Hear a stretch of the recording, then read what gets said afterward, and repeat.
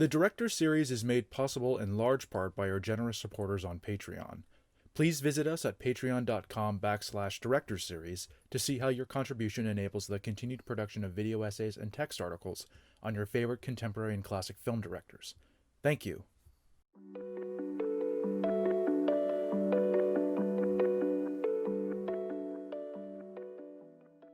In successfully returning to the medium that made him famous, Fincher was creatively recharged to the point that he felt ready to make another run at feature filmmaking. If he didn't nail it this time, however, it's doubtful he'd ever be given another shot. If he was to achieve liftoff, he would need a proper launchpad.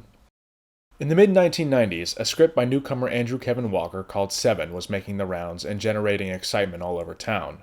Readers and creative executives alike hailed its bold, original storytelling and that ending. That audacious coup de grace ending that nobody saw coming. That ending that could possibly never be put into the finished film, and thus had to be rewritten and castrated into oblivion, for fear that its inclusion could break cinema itself. Indulgent hyperbole aside, it was the ending that cajoled the jaded Fincher back into the director's seat.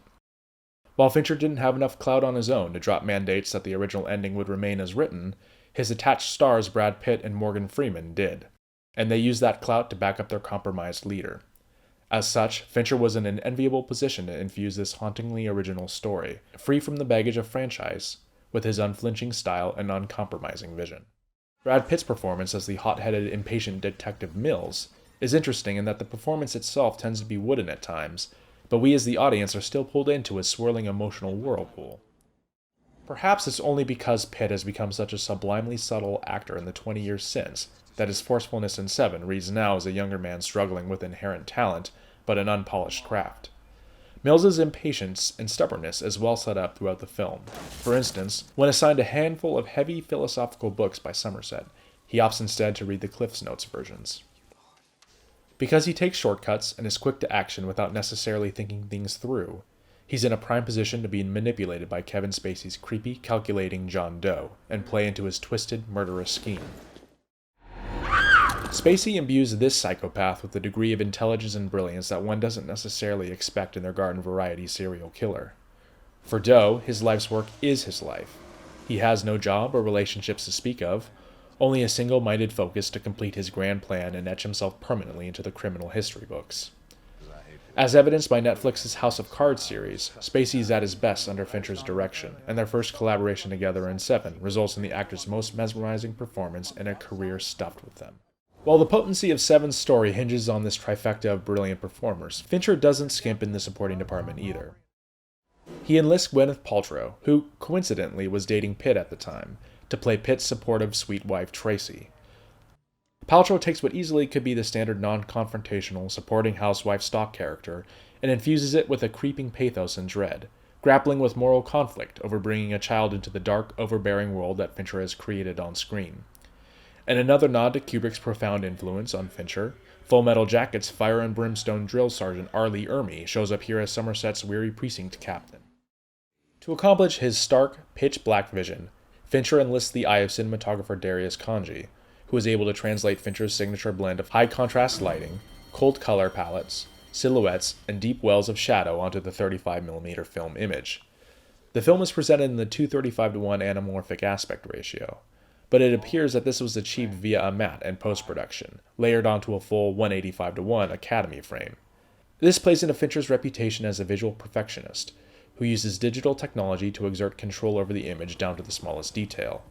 This control extends to the camera movement, which uses cranes and dollies for measured effect, echoing John Doe's precise, predetermined nature.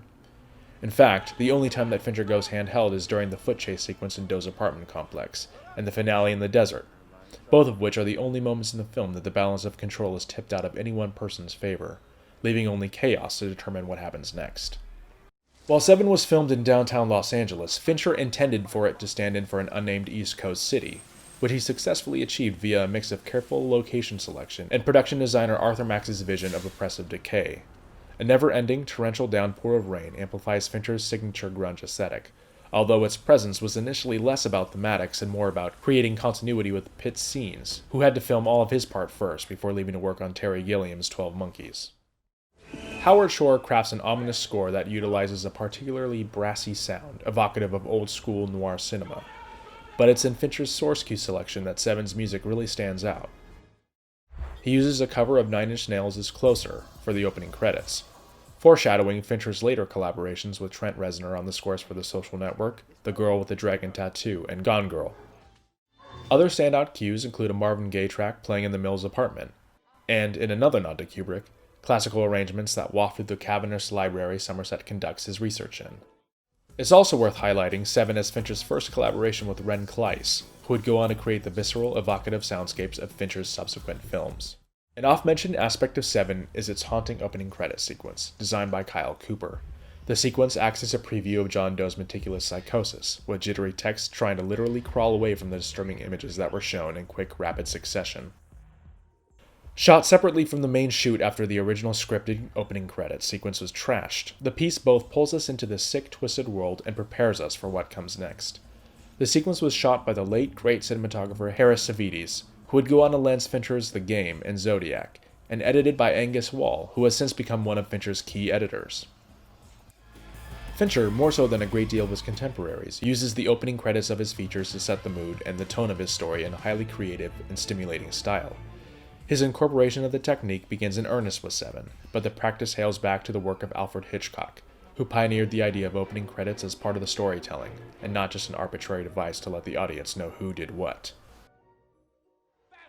Se7en is one of the earliest instances in Fincher's feature filmography in which his aesthetic coalesces into something immediately identifiable, no small feat for a man at bat only for the second time.